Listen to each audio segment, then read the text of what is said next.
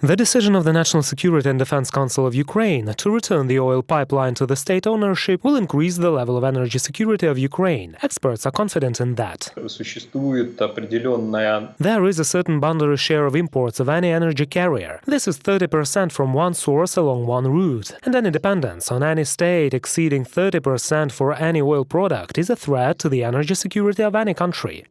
To remind, 19 companies and 8 individuals, including Viktor Medvedchuk, MP from one of the alleged pro-Russian parliamentary parties, and his wife Oksana Marchenko, became objects of personal sanctions by the Security and Defense Council of Ukraine. The security service in turn accuses them of financing terrorism.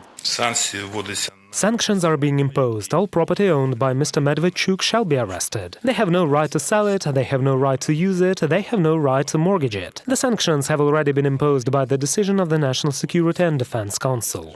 The introduction of sanctions means simply freezing the assets so that further investigation can carry out all investigative actions according to the procedure and identify a causal relationship. And if there are any violations of legislation or indeed the crime that was mentioned, then the perpetrators must be punished. The Security and Defense Council also made a secret decision to revise the scenarios regarding actions in the Donbas due to the aggravation of the situation in the Joint Forces Operation Zone. Experts are confident there will be new agreements. If the Minsk agreements do not work out, then we will act according to Plan B or C. I would say that at the moment these agreements have exhausted themselves. We must nevertheless use the opportunities to attract the Americans to them as close as possible.